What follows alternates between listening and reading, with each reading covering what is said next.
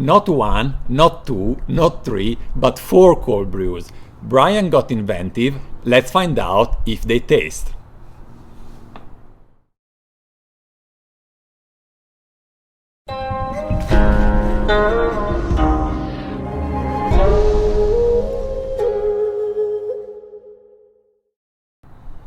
Hi guys, this is Gabriele from nannuoshan, and this is Brian, hi.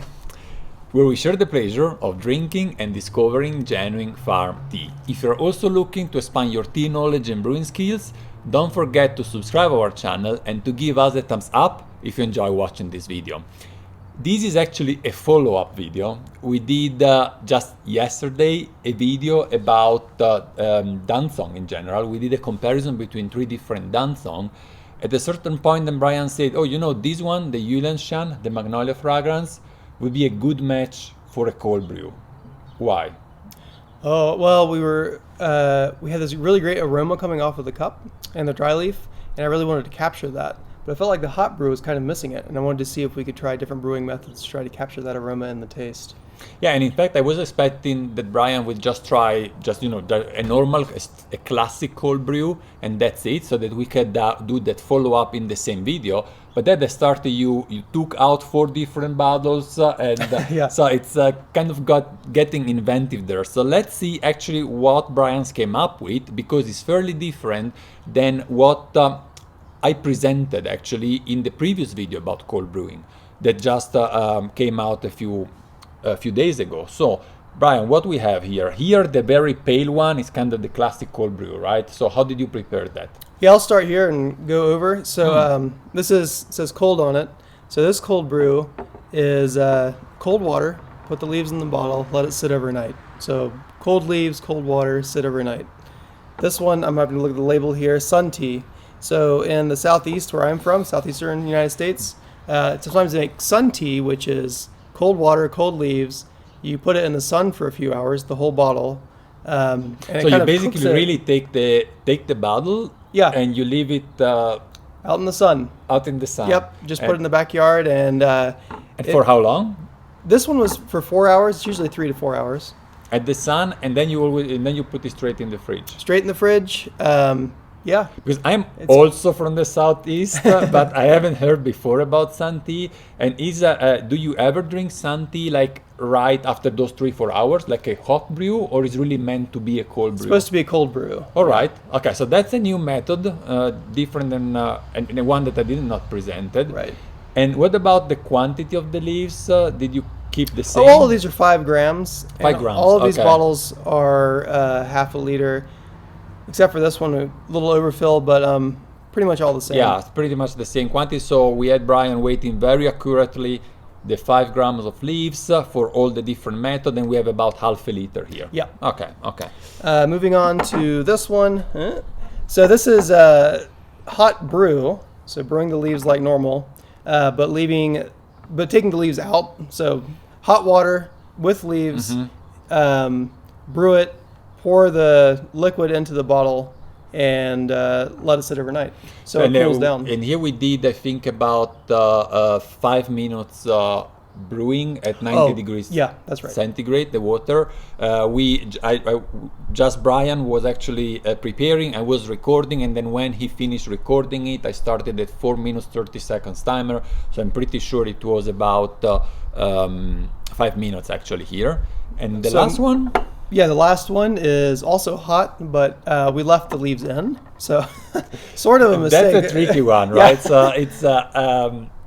So let's explain this. You basically put the leaves, put hot water in the bottle, like 90 degrees centigrade water, and then without waiting too long, you put the bottle, hot bottle, in the fridge. The freezer. In the freezer? Yeah. Ah, okay. How long in the freezer? We left it in there for 5 hours, I think. So it almost froze. When you took it out, was already very cold? It was very cold. Okay. Yeah, I actually had ice crystals on the neck where the steam had frozen. Okay. But it wasn't frozen in the base. So this one's kind of a mistake, but it's interesting. So we're going to drink it anyway. Let's find out. Yeah. So that basically we had probably for maybe 15 minutes or half an hour, we had relatively warm temperature. I would say warm, not hot.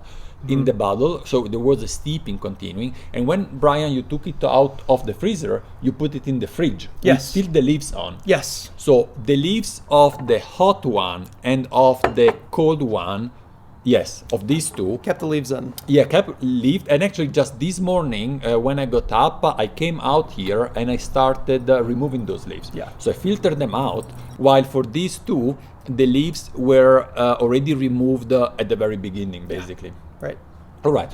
So now let's look at the color first, just to give us an indication, right? We have the cold brew, as we know it already from the previous video, very pale. Because we don't get that high temperature water that extract all the substances, only a little bit. Then we have, which is the second more pale. Maybe this one is kind of a little bit lighter than the other two. The hot leaf removed. Okay, so this one, yes, this is the Regular brew, regular then chill brew. the liquor afterwards. Yep.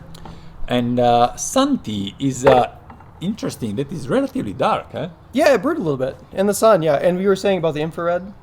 Oh yes, that anyway, you know, the glass absorb also infrared, so it's kind of, you can have a kind of greenhouse effect. And Right. when it was cloudy partially, so we had sun and clouds yesterday, and when you took the bottle, actually it was relatively warm. So we have probably reached 35 degrees centigrade maybe in the water during the steeping, and then we have the hot one that is probably the darker and more trub in German. How to say that in English? I have no idea. It's the opposite of clear. A little Oh, bit, opaque? yeah, opaque. Yeah, yeah. like some beers actually. So should we go by color, light to dark? I think that's a really good idea. And we haven't even opened these in a couple hours, so let's see what happens. So yeah, here we go. It really looks like beer. It does. Yeah, maybe you choose Expecting a those beer bottles. taste, Yeah. yeah. Are those beer bottles? No, could be. Could be. I make a homemade ginger ale in these Ah, okay. usually. Also similar color.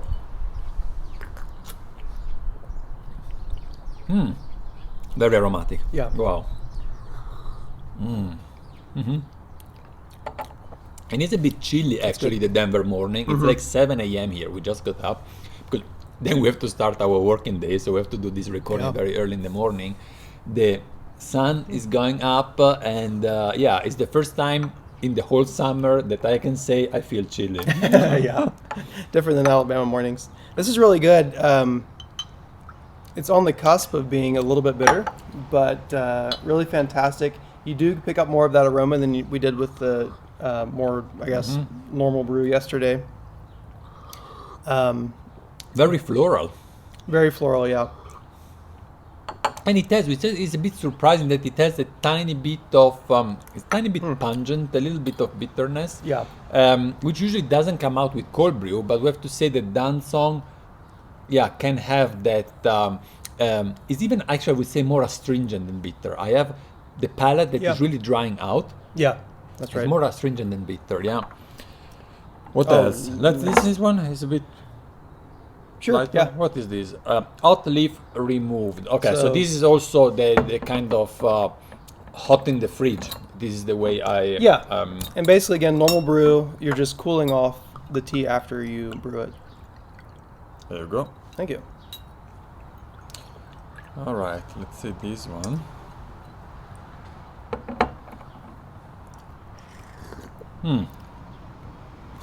That's a strange... What happened with Maybe contaminant or something. That is really weird. Jesus. Is that usually hot leaf removed? Last time when I did it with the black rose, very aromatic black tea, was really good, but was also much darker than these. But yeah, we had the right quantities and everything. I even filmed actually when you did this one, right? We're Is going to have that to do this again and see if it's the bottle or something. I'm wondering if there's a contaminant. Because it tastes almost It's too off. strange. It's off. So, something's off. Like there is actually enough taste. That's bizarre. You don't even taste that fragrance. No. It's like a little It's bit like dirty lilac or water. something. Yeah. Like it's But anyway, you know, we are experimenting here. So, what do you want? well, this one I guess. Oh, they're actually, let's do opaque. this one first because that one's going to be Oh, maybe that oversteeped. Might Yeah. be slightly oversteeped. Hopefully these Okay. are good. So that is the what are we drinking here? I forgot. Ah, the This is the Santi. Santi. The Santi. Okay. Yeah. So for the first time, I'm having Santi. Yeah. Yeah. That one's a little oversteeped. Mhm. I mean, that's the way I would describe it. It has, it doesn't have all that fragrance of the Dancong. No. Mm, It has the It's bitterness okay. without the fragrance. it has the bitterness and the astringency. This one has definitely both. It's kind of okay, but for me, the cold brew was so much better. Yeah, the like cold brew is really really so good. much better. I think if I did this again, I probably might do less leaves or less time in the sun. Or Like 3-4 extract the hours leaf. was a bit too long. Yeah, maybe. yeah. Because 3, in 2 the end, hours. these two have something in common. Although this is really off, while the hot in the sun, how do you call this? Santi Yeah. is I would say acceptable, good, but it doesn't bring out all the potential of the fragrance of this Yulianshan. So a lot of times with sun tea, you'll sweeten it with sugar. And if you sweeten this with sugar, I think it would be Much good, better, yeah. I guess. But instead of doing that, I would just cold brew it, right? Because then you're getting the sweetness without having Yeah. to add something. And this is hot. So Hot. this is hot, but we left the leaves in overnight. Oh, it's very good. Are you surprised?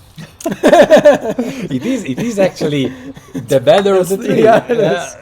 So here we discover something new because this is by mistake. If Brian would have asked me, should I go for it? I would have said, no, Brian, that we are not being able to drink it because this has been really.